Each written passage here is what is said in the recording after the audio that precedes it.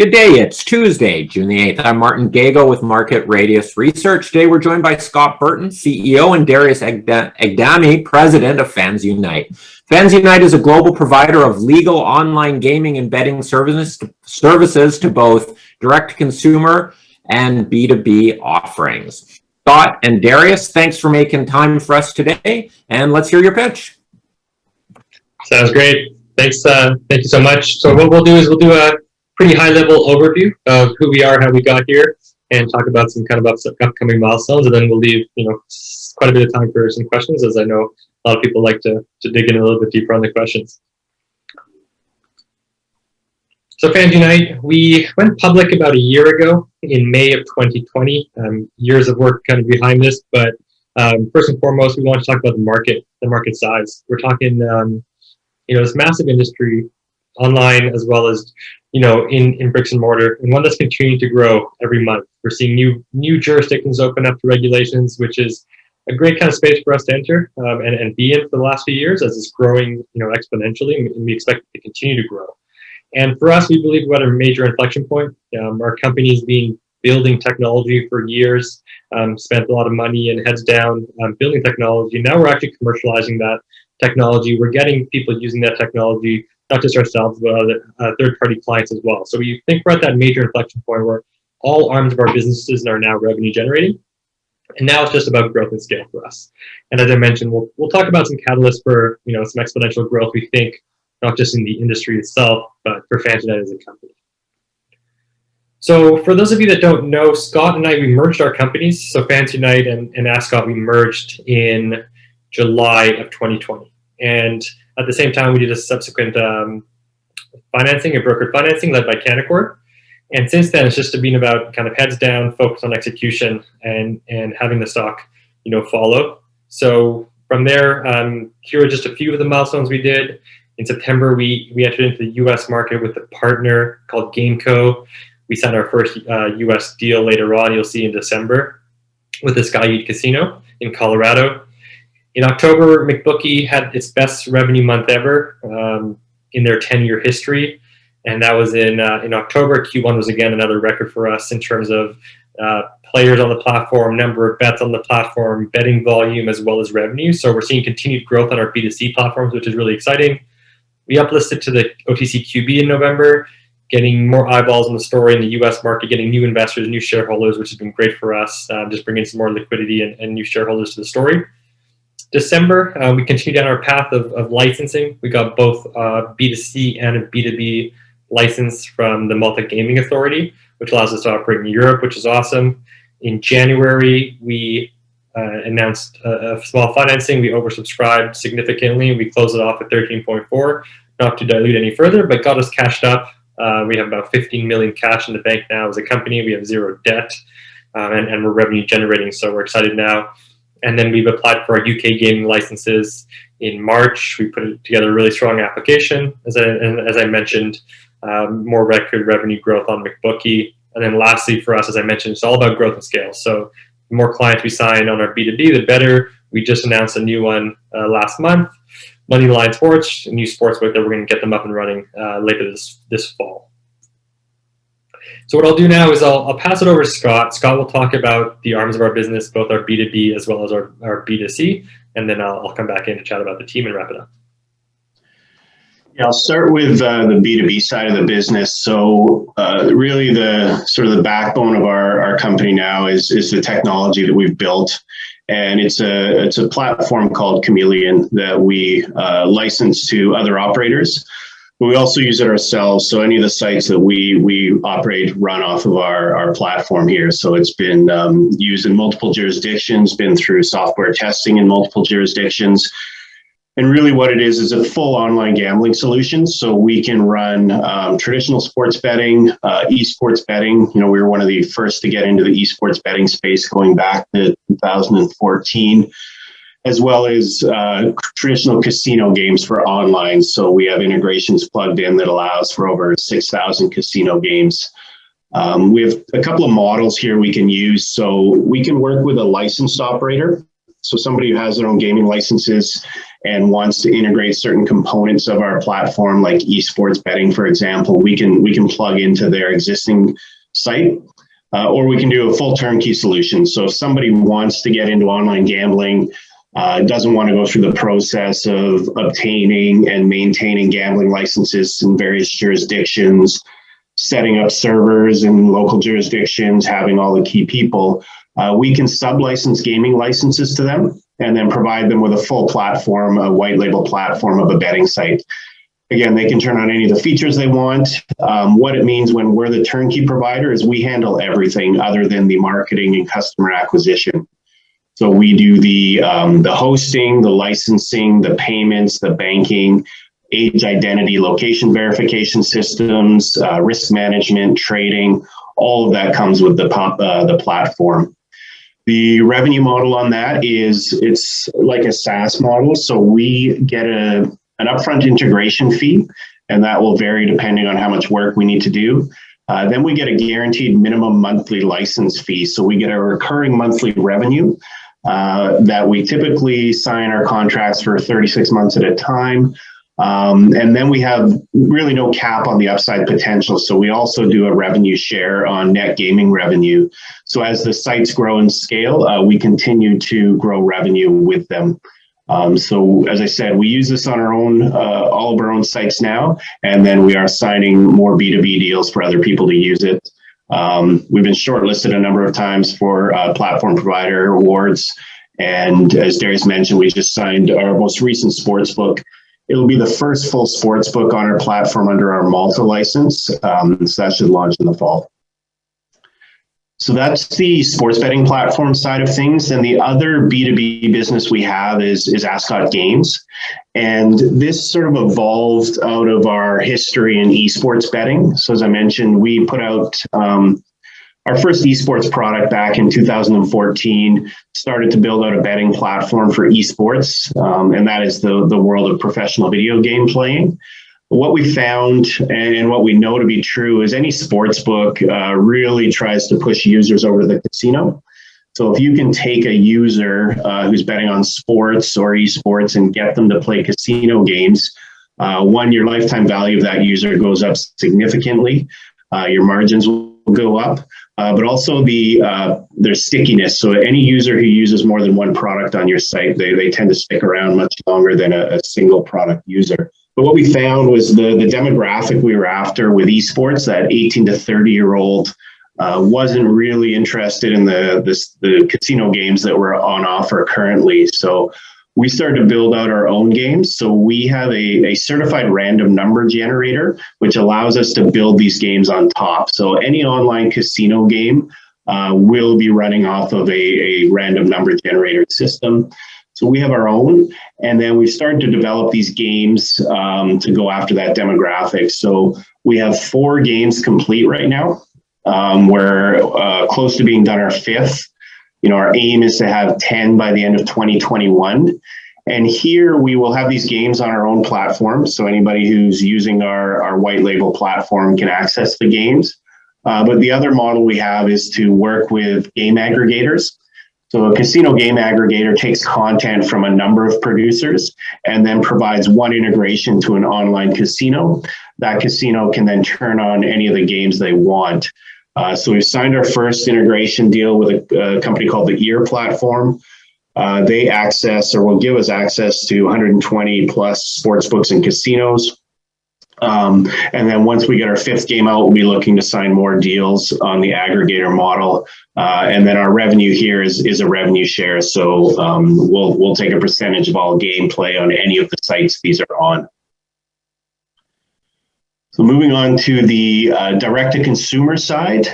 So these are sites that we run ourselves directly to the consumers and the users.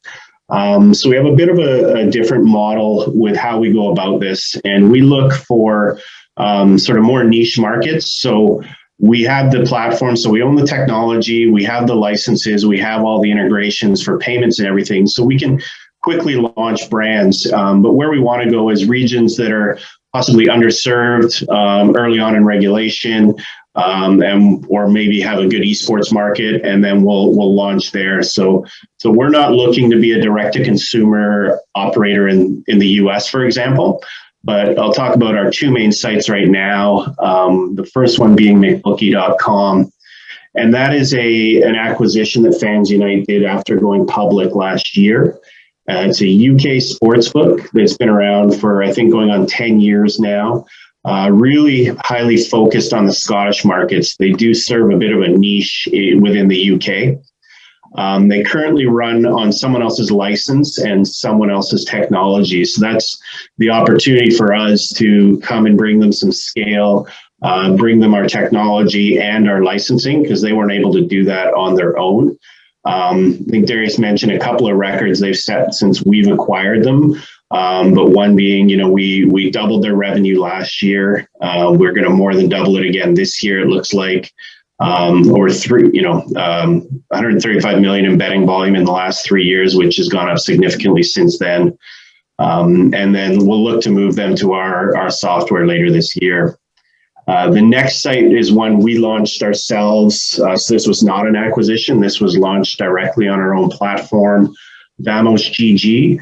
And this was to go after the Brazilian esports market. So Brazil is a big country. It's got a massive esports market.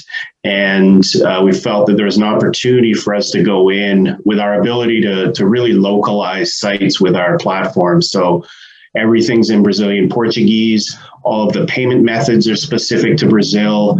All of the marketing we're doing in terms of sponsoring esports teams or tournaments or streamers, that'll all be Brazilian Portuguese. So this is an example of how we can launch brands quite quickly off of our platform, but go into sort of really unique markets, which a lot of other people aren't going to be able to do if they're having to license the technology from other people. Then the next we'll talk about is a big piece of our business is our licensing and our ability to get licenses.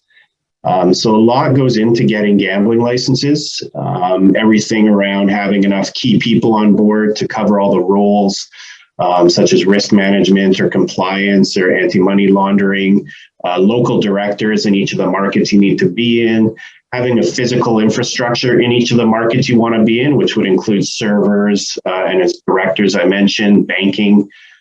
So we have a number of licenses and have held them in the past. So prior to the first one, Malta, we got our first license in the Isle of Man. That goes back to 2014. In 2017, we're the first esports betting company to get a license from the Isle of Man. We decided to shift from the Isle of Man and head to an EU jurisdiction. Gives us greater access to the EU market, and that's Malta. So Malta is the oldest gambling regime in the EU, and it's a tier 1 jurisdiction. So we always wanted to keep tier 1 if we can. So in December, we received our 2 Malta licenses, a B2B and a B2C. So the B2C allows us to either white label our software or launch brands ourselves. And then the B2B allows us to sell our software to other licensed operators. We have a license out of Curacao through an entity we control, and that is a very flexible jurisdiction. So there's some people who want to white label from us there for flexibility, for cost reasons, for timing. It's quicker and cheaper using that license. And then the UKGC, so the United Kingdom Gambling Commission, that's been long considered sort of the gold standard of gambling licenses. We didn't have one previously. It's a very competitive market, but with the acquisition of McBookie and our technology, it made sense for us to go after that. So we are in the license process now in the UK, and we're expecting that approval in the next few weeks. That'll be the first step for us to then move McBookie over to our own technology. That's going to allow us to scale them up better, do more marketing, but also cut a significant amount of costs out of their business by not having to pay for their software each month. The US, we've got 2 approaches there. So we announced our partnership with GameCo. GameCo has a number of licenses in the US. They've worked for a number of years with brick and mortar casinos there. So they're partnered with us to take our esports betting technology into the US. We can operate underneath their licenses, so it avoids us having to get state-by-state licenses anywhere where they get a deal. The first deal we did with them was announced in Colorado. So we're launching an esports betting site for the Sky Casino, which is the Southern Ute tribe in Colorado. Then outside of that, we're working on some of our own licenses. So we're working on the New Jersey process now, and then we'll look to other states as our business development needs require us to. And Canada's been really interesting this year in the last few months. So there's a few things going on in Canada. One is the allowance of single event betting, which is Bill C-218, which is with the Senate right now in Canada. And then the bigger opportunity for us specifically is provinces beginning to open up. So Canada is a government monopoly when it comes to online betting and casinos. Ontario is making moves right now to open up to allow outside operators such as ourselves to come into the province. We expect that other provinces will follow suit. So that means that Canada, which has been a closed market to us in the past, could be opening up in the next 2 years for us. So let Darius touch on the team and the rest. Yeah, sounds good. Yeah, so we won't go through the entire team and management, but we did want to bring some attention to our board of directors. So as part of the merge with Askott, we brought on some new directors, and very fortunate for a company of our size to get the type of people we did. Harish was ex-president of Paddy Power Betfair for Asia Pacific, which is now part of Flutter Entertainment, which is the largest gaming company in the world. Chris Grove, one of the most well-recognized guys in the U.S. market from a gaming perspective, partner at Eilers & Krejcik, started and sold multiple companies in the gaming space, has a vice president. He's the vice president of acquisitions of a SPAC called ACES. So he brings us a lot of deal flow, which is amazing. In the U.S. market, we see companies that aren't even for sale. We get to have those conversations with those type of guys. So he's been very instrumental for us in the last year. And then James Keane also joined as part of the merge. James was one of the founding members of Paradise Poker, which is one of the largest poker companies back in the poker heydays. Was sold to the Sporting Bet, and that company was acquired by GVC Holdings, where he was a managing director there as well for emerging markets. So he's now the CEO of King Show Games, which is a game development studio. So we brought on a pretty heavyweight board to help complement, myself and Scott and the rest of the team. And just some recent news in the last 60 to 90 days. As mentioned, we had the record revenue on McBookie. We signed a new client, Moneyline Sports, which is going to be a full-fledged sports book coming up in the fall. We were nominated by EGR North America for 2 awards, actually, for both full-service platform provider of the year as well as sportsbook platform provider of the year. Other nominees in that category were multi-billion-dollar companies like Kambi and IGT and GAN. So just to be able to be nominated with those guys was a huge accomplishment for us. We integrated cryptocurrencies into our Chameleon platform, just another payment provider to bring on a new demographic of players for our clients. We signed a deal with 76 Capital for expansion in the U.S. market to go in and look for brand partners with us. And then we did some brand partnership with a poker company called Cash Lab, which we have a minority stake in. So these are kind of been our recent news, and here's just kind of wrapping it all up. Again, we talked about the market size, not one that's already massive, but one that's continuing to grow. More and more states are coming up right now. I think only half the states have actually put forth legislation for sports betting. So we do expect every single state to do that. Canada's opening up towards the end of this year, which is going to be great for us. And we've proven to be pandemic proof. Even during the pandemic, our numbers were going well. Our casino was going up. Our virtual sports were going up. Of course, we have the esports platform, which has been great. We have the multiple revenue streams, which is all producing now. We've had significant growth on the B2C. As Scott mentioned, we doubled McBookie revenue from 2019 to 2020. We expect to double it again in 2021. We've gotten licenses in Malta in the last 6 months. We're going to get more licenses with the UK coming up, with New Jersey coming up, and hopefully Canada. So for us, it's all about getting as many clients as we can on our B2B side, increasing our revenue growth on the B2C side, continuing to build those games, getting those into hundreds of different sports books. And then we have a full mandate of M&A transactions. We've done 2 since we've been public, looking to continue down that path to bring in more cash flow, more revenue, more technology into the company. And just one final slide here on our cap structure. So about 182 million shares out. We have stock options, warrants, both priced very well. We don't have any cheap paper out there. Stock options average cost is 36. Our warrants average cost is about 71 cents. We're cashed up, about 15 million Canadian in cash. We have 0 debt, and all the revenue taps are turning on. So we're in a really good position right now to execute not just on our own business plan and our milestones, but as mentioned, looking to do some more M&A activity over the course of the next 6 to 12 months. Martin, I'll pass it back to you, and we can jump into questions. All right. Thanks, guys. Scott and Darius, thank you very much for the presentation. Very informative.